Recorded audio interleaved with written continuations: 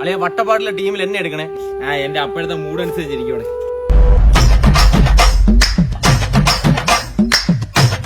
നീ ഇഡ്ഡലി വല്ല ഓർഡർ ചെയ്താ? ഇല്ല. എന്നാ അങ്ങോട്ട് നോക്കൂ. 2 ഇഡലി നടന്നു വരുന്നേ. ഇതിപ്പോ നമ്മൾ മാത്രമേ ഉള്ള ഷേവ് ചെയ്താ. വട്ടപ്പാട്ടിന് വിനായക് ഇല്ലേ? ഇതിപ്പോ ഞാൻ നീ മാത്രം ഒരുമാതിരി ഇല്ല. എടാ നിനക്കും അത്ര വൃത്തിയിടൊന്നുമില്ല. നിനക്കിപ്പോഴാണ് നല്ല ഫെയർ സ്കിൻ ആയത്.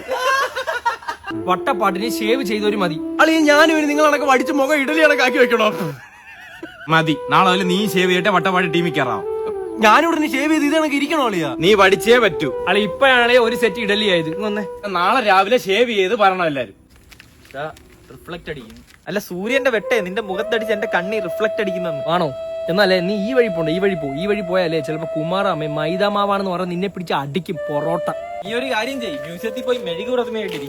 നീയല്ലേടാ മറ്റേ പുതിയമുഖ സിനിമയില് പൃഥ്വിരാജിന്റെ കുട്ടിക്കാലം കാണിച്ച പിച്ച വെച്ച അത് ഞാനല്ല.